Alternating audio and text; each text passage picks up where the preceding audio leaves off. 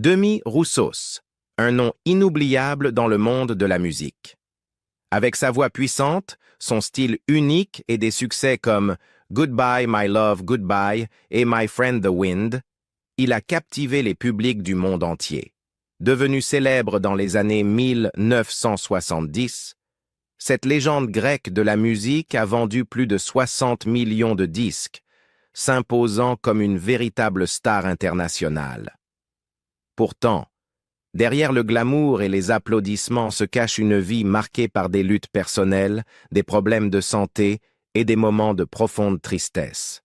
Dans cette vidéo, nous allons examiner de plus près le parcours extraordinaire de Demi Roussos, de son ascension fulgurante à ses dernières années silencieuses et déchirantes. Restez avec nous pour découvrir l'histoire d'un homme dont la voix continue de résonner à travers le temps. D'Alexandrie à la Grèce, les années formatrices de Demi Roussos. Demi Roussos est né le 15 juin 1946 dans la ville animée d'Alexandrie, en Égypte, au sein d'une famille grecque profondément enracinée dans sa culture. Ses parents, Georges et Olga Roussos, faisaient partie de la diaspora grecque installée en Égypte dans les années 1920, à la recherche de meilleures opportunités dans ce carrefour méditerranéen vibrant. Georges était ingénieur, tandis qu'Olga était guitariste classique, un détail qui annonçait déjà la voie musicale que leur fils allait un jour emprunter. En grandissant à Alexandrie, le jeune Demi baignait dans un véritable creuset de culture, de langue et de tradition.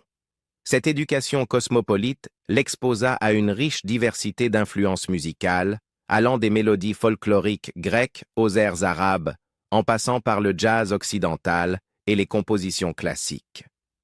La scène musicale dynamique de la ville forma le décor de son enfance, et Demi développa très tôt une affinité naturelle pour la musique. Malgré la richesse culturelle d'Alexandrie, les troubles politiques commencèrent à perturber la vie de nombreux expatriés au milieu du XXe siècle. La crise de Suez de 1956 marqua un tournant décisif pour la famille Roussos. La nationalisation du canal de Suez par le président égyptien Gamal Abdel Nasser provoqua une instabilité politique et sociale croissante, rendant la vie de plus en plus difficile pour les communautés étrangères. Face à l'escalade des tensions, Georges et Olga furent contraints de prendre la douloureuse décision de quitter leur foyer et de retourner en Grèce. En 1961, la famille s'installa à Athènes, en Grèce, où elle dut relever les défis d'un nouveau départ. Pour Demi, cette transition eut un impact particulier. Passer de l'environnement multiculturel d'Alexandrie à un cadre grec plus traditionnel fut un véritable choc culturel, mais cela devint aussi un moment décisif de sa vie. Il trouva un réconfort dans la musique, qui devint à la fois un refuge et un moyen d'expression. À Athènes, Demi commença une formation musicale formelle et révéla un talent naturel pour plusieurs instruments. Il devint rapidement habile à la guitare, à la trompette et au piano. Ses premières années furent non seulement une période de développement personnel, mais aussi un temps d'exploration artistique. Les styles musicaux variés auxquels il avait été exposé à Alexandrie se mêlèrent harmonieusement à sa passion naissante pour la musique grecque, créant ainsi une base unique pour le son qui définirait plus tard sa carrière. Au-delà de la musique, l'adolescence de Demi fut marquée par la résilience et la détermination. S'adapter à la vie en Grèce après des années passées en Égypte ne fut pas facile, car la famille luttait pour reconstruire son existence. Cependant, cette période de difficulté lui inculqua une persévérance qui le guiderait plus tard à travers les hauts et les bas de sa carrière. Ses parents, tout en encourageant son intérêt pour la musique, insistaient également sur l'importance de l'éducation. Demi passa ses années d'adolescence à jongler entre les études et sa passion naissante pour la scène, jouant souvent dans des groupes locaux avec des amis. Ses débuts modestes posèrent les bases de son ascension vers la célébrité internationale. L'ascension vers la gloire. En 1968, Demis Roussos fit un pas décisif dans sa carrière en cofondant le groupe pionnier de rock progressif Aphrodite's Child aux côtés du légendaire compositeur grec Vangelis Papathanassiou. Le groupe, formé à Paris, en France, s'imposa comme une formation novatrice, mêlant des éléments de rock psychédélique à des influences folkloriques grecques. Leur son unique et leur approche innovante de la musique les distinguèrent rapidement, attirant l'attention du public et des critiques. Le premier grand succès du groupe arriva avec la sortie du single Rain and Tears en 1968. La chanson, inspirée du canon en ré majeur de Johann Pachelbel, présentait une mélodie envoûtante portée par la voix puissante et émotive de Demis Roussos. Le morceau devint un succès immédiat, notamment en Europe, où il grimpa dans les classements de pays comme la France et l'Allemagne. Rain and Tears établit non seulement Aphrodite's Child comme un nom connu, mais révéla aussi au monde la voix distinctive de Roussos, qui deviendrait sa signature. L'une des contributions les plus marquantes d'Aphrodite's Child à la musique fut en 1972, avec la sortie de leur album concept 666. Inspiré par l'Apocalypse, ce disque était un projet ambitieux et expérimental qui mêlait rock progressif à des thèmes philosophiques et spirituels. Ce fut une audacieuse rupture avec les œuvres précédentes du groupe, démontrant leur évolution artistique et leur volonté de repousser les limites. 666 est souvent considéré comme un chef-d'œuvre du genre, salué pour ses arrangements complexes, ses paroles profondes et son utilisation innovante du son. Des chansons comme The Four Horsemen et Aegean Sea illustrèrent la capacité du groupe à créer une musique à la fois intellectuellement stimulante et émotionnellement poignante. La performance vocale de Roussos sur l'album fut extraordinaire, révélant toute l'étendue et la profondeur de son talent de chanteur. Malgré cet accueil critique favorable, la création de 666 ne fut pas sans difficulté.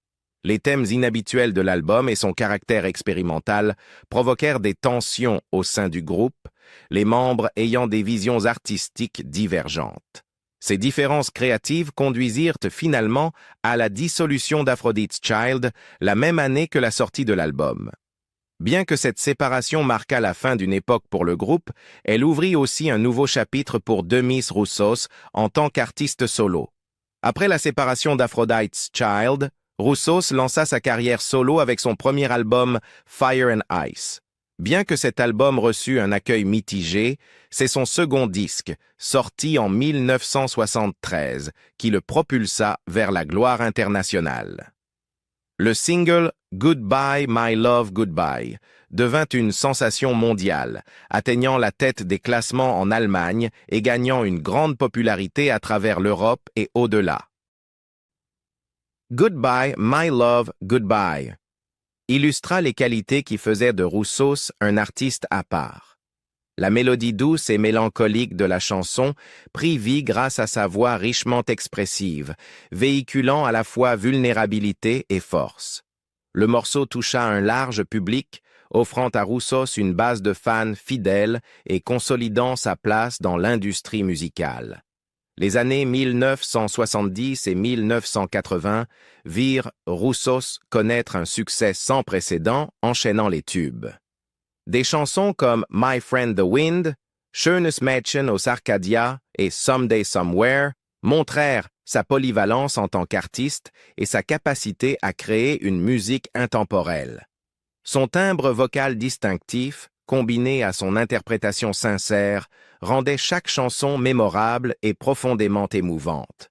Ce qui distinguait Roussos de nombreux contemporains n'était pas seulement sa voix remarquable, mais aussi sa présence scénique unique. Son apparence emblématique, cheveux longs, barbe noire épaisse et cafetan ample, devint indissociable de son personnage. Les caftans, en particulier, reflétaient son attachement à son héritage grec et son individualité artistique, le rendant encore plus attachant aux yeux de ses fans. La capacité de Roussos à chanter couramment dans plusieurs langues, dont l'anglais, le français, l'allemand, l'espagnol et le grec, fut un autre facteur de son immense popularité. En enregistrant des chansons dans les langues natales de ses auditeurs, il parvint à établir un lien profond avec des publics issus de diverses cultures. Cette polyvalence linguistique lui permit de conquérir des marchés à travers l'Europe, le Moyen-Orient et l'Amérique latine, faisant de lui une véritable icône mondiale. Le succès de Demi Roussos avec Aphrodite's Child et en solo laissa une empreinte indélébile dans l'industrie musicale. Sa capacité à transcender les genres et les cultures, alliée à sa voix unique et à sa personnalité charismatique, lui valut une place parmi les musiciens les plus célébrés de son époque. Qu'il interprète des hymnes rock avec Aphrodite's Child ou des ballades tendres en solo, Roussos offrait toujours une musique qui touchait le cœur de millions de personnes. Son parcours, des sons expérimentaux de 666 aux accents sentimentaux de Goodbye, My Love, Goodbye, démontra sa polyvalence et son talent artistique. La musique de Roussos continue d'être chérie par ses admirateurs dans le monde entier, témoignage du pouvoir durable de son talent et de sa vision. Lutte personnelle. Malgré le succès remarquable qu'il connut dans sa carrière, Demi Roussos fut confronté à de nombreux défis personnels tout au long de sa vie, en particulier sur le plan de la santé. L'un des combats les plus importants qu'il dut mener fut contre l'obésité, un problème qui commença à affecter gravement son bien-être à la fin des années en 1970. Au sommet de sa gloire, le poids de Demi dépassa les 140 kg. Une prise de poids spectaculaire qui commença à peser lourdement sur son corps. Les conséquences furent immédiates et sévères, le chanteur souffrant de diverses complications de santé, allant de problèmes de mobilité à des soucis cardiovasculaires. Ce fut une réalité difficile pour quelqu'un habitué à être sous les feux des projecteurs et à mener une vie dynamique. Son poids devint une source de frustration et d'embarras, mais il était déterminé à surmonter cette épreuve. Dans un effort pour reprendre le contrôle de sa santé, Demi s'engagea dans un régime strict de diète et d'exercice. Sa détermination porta ses fruits, et en seulement 10 mois, il réussit à perdre 50 kg. Cette transformation incroyable non seulement rétablit sa santé, mais redéfinit aussi son image publique. Le processus fut ardu et demanda une immense discipline et force de volonté. L'engagement de Demi fut tel qu'il partagea finalement son parcours personnel dans un livre intitulé A Question of Weight, publié en 1982. Dans ses mémoires, il relata sa lutte contre l'obésité, offrant au lecteur un aperçu des sacrifices et des efforts nécessaires pour opérer un tel changement radical. Cependant, ce combat ne fut qu'un chapitre parmi les nombreuses luttes personnelles de Demi. Sa vie prit un tournant bien plus sombre en 1985, lorsqu'il se retrouva au cœur d'une épreuve terrifiante qui le marqua à jamais.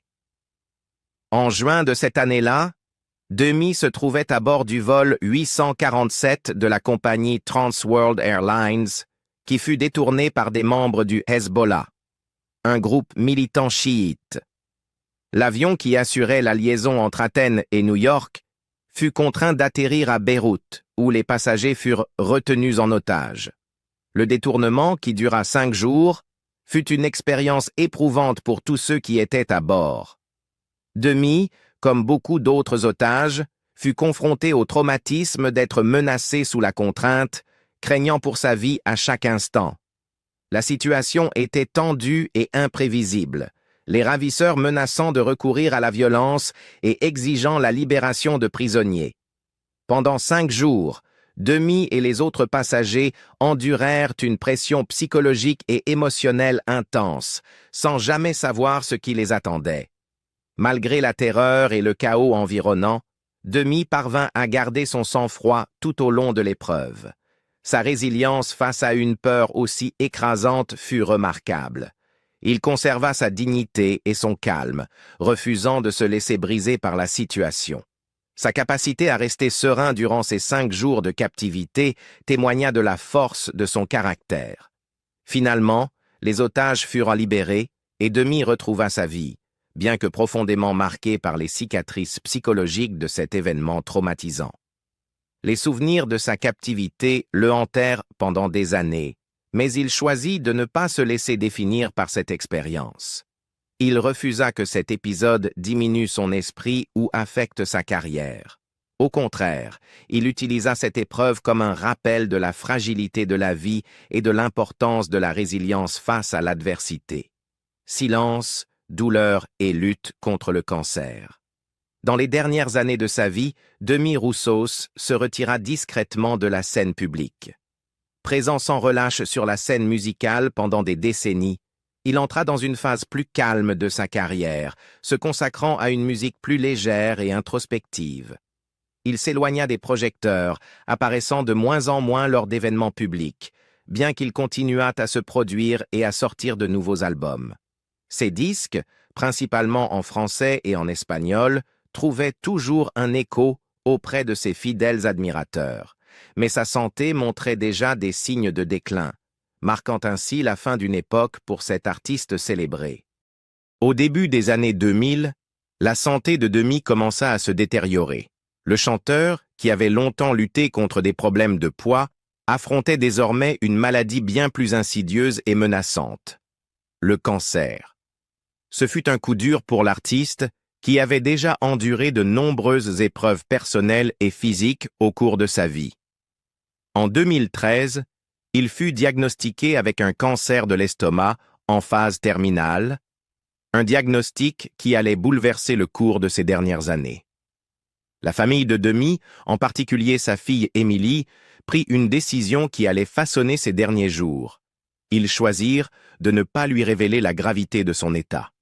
Connaissant ses peurs profondes face à la mort et son anxiété excessive, ils pensèrent qu'il serait préférable de le protéger de cette dure réalité. Émilie révéla plus tard que cette décision avait été prise par amour et par souci de son bien-être mental et émotionnel. La famille savait que Demi avait toujours eu du mal à affronter l'idée de la mortalité, et ils espéraient qu'en lui cachant le diagnostic, il pourrait vivre ses derniers moments dans une certaine paix. Durant son combat contre le cancer, Demi mena une vie relativement privée. Il continua à se produire lorsqu'il le pouvait, bien que ses apparitions devenaient de plus en plus rares. Son énergie et son charisme, qui avaient autrefois captivé les foules, étaient désormais atténués par les effets physiques de la maladie. Malgré la douleur et les limitations imposées par le cancer, il continua d'enregistrer et de publier de la musique, bien que moins fréquemment qu'auparavant. Sa musique, souvent empreinte de réflexion et de sérénité, touchait encore profondément les auditeurs qui l'avaient de suivi à travers les différentes étapes de sa carrière. Dans ces dernières années, Demi trouva refuge dans le confort de son foyer, entouré de sa famille et de ses amis. Cependant, la maladie ne cessa de l'affaiblir et sa santé se dégrada inexorablement. Sa voix emblématique, qui avait enchanté des millions de personnes, fut réduite au silence par les stades avancés du cancer. Il affronta sa mort inévitable avec une dignité silencieuse, sans jamais rechercher la compassion du public. Ceux qui lui étaient proches, notamment sa famille, furent témoins de la souffrance discrète qu'il endurait, mais ils virent aussi la force dont il faisait preuve dans ses derniers instants. Demi choisit d'accepter son destin, non pas avec désespoir, mais avec la grâce qui avait toujours caractérisé sa personnalité publique. Le 25 janvier 2015, Demi Roussos s'éteignit à Athènes, en Grèce, à l'âge de 68 ans. L'annonce de sa mort suscita une vague de tristesse et de deuil à travers le monde, ses admirateurs pleurant la perte de l'une des plus grandes voix de la musique. Sa disparition marqua la fin d'une époque majeure dans l'histoire musicale, tant son influence avait touché plusieurs générations. Depuis ses débuts au sein d'Aphrodite's Child aux côtés de Vangelis jusqu'à son succès en solo, Demi avait touché la vie de millions de personnes grâce à sa voix évocatrice et ses mélodies intemporelles. La carrière de Demi Roussos fut tout simplement extraordinaire. Au cours de sa vie, il vendit plus de 60 millions de disques dans le monde entier, un exploit impressionnant qui confirma sa place parmi les artistes les plus aimés et les plus accomplis de l'industrie musicale. Des succès comme Goodbye, My Love, Goodbye et Rain and Tears restent chéris par ses fans encore aujourd'hui, leurs paroles poignantes et leurs mélodies envoûtantes continuant à émouvoir les auditeurs aux quatre coins du globe. L'un des chapitres les plus marquants de la carrière de Demi fut sa collaboration avec Vangelis dans le groupe de rock progressif Aphrodite's Child.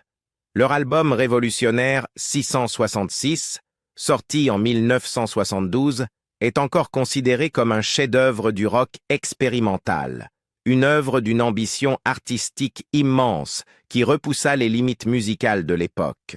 Cette collaboration et la musique qui en résulta cimentèrent la réputation de Demi Roussos, non seulement comme une idole de la pop, mais aussi comme une figure essentielle des débuts du rock novateur.